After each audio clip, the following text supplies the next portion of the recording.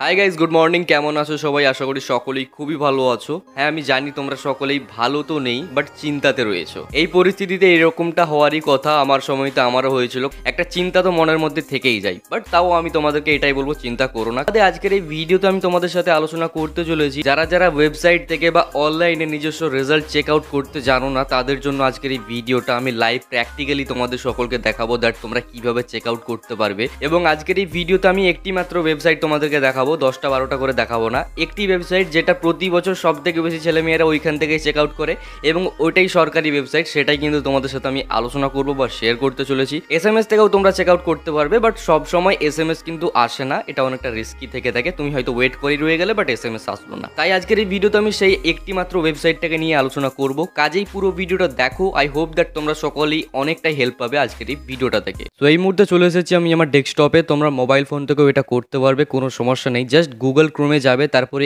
এই যে search bar রয়েছে, সার্চ বারে গিয়ে সার্চ করবে www.wbresults.nic.in। এবার 2021টা হয়তো অটোমেটিকলি চলে আসতে পারে, তুমি এটা কাট করে দিতে পারো, আবার রেখেও দিতে পারো, এতে কোনো অসুবিধা নেই। দেন এটাকে ডাইরেক্টলি সার্চ করবে। সার্চ করার পর এই টাইপের একটা ইন্টারফেস চলে আসবে, রাইট? এই টাইপের ইন্টারফেসে দেখতে পাচ্ছ কোন কোন রেজাল্টগুলো আউট হয়ে গেছে, ঠিক সেইগুলো কিন্তু এখানে হাইলাইটেড করা রয়েছে।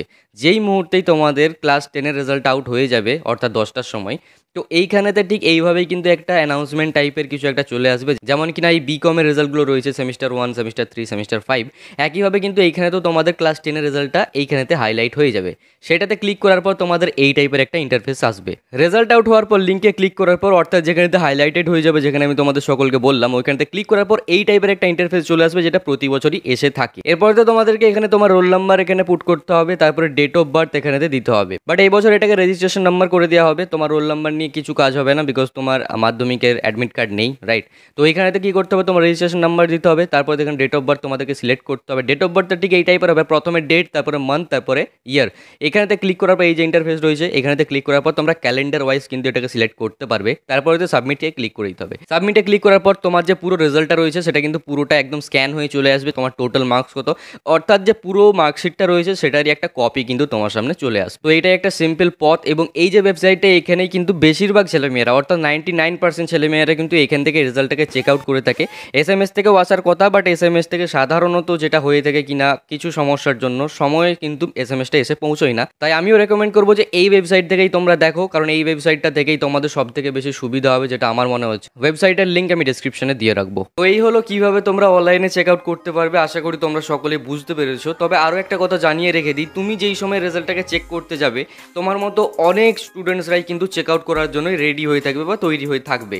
ঠিক সেই কারণেই বলছি, তুমি যখন হয়তো বা চেক আউট করতে যাবে, হয়তো বা পেজটা ক্র্যাক হয়ে যেতে পারে, হয়তো, সাধারণত হয় না, বাট হতেও পারে। কারণ লক্ষ লক্ষ ছেলেমেয়েরা যখন একই সাথে একটা ওয়েবসাইটে ভিজিট করবে, তার কিন্তু সার্ভার ডাউন হয়ে যেতে পারে। কাজে এটা নিয়ে ভয় পাওয়ার কোনো যুক্তি নেই। তুমি কিছুক্ষণ পরে পরে চেষ্টা করতে থাকবে, যদি তোমার সার্ভার ডাউন বা কোনো যদি এরর তোমরা ওয়েবসাইটে দেখতে পাও, ঠিক আছে? এতে কোনো সমস্যা নেই।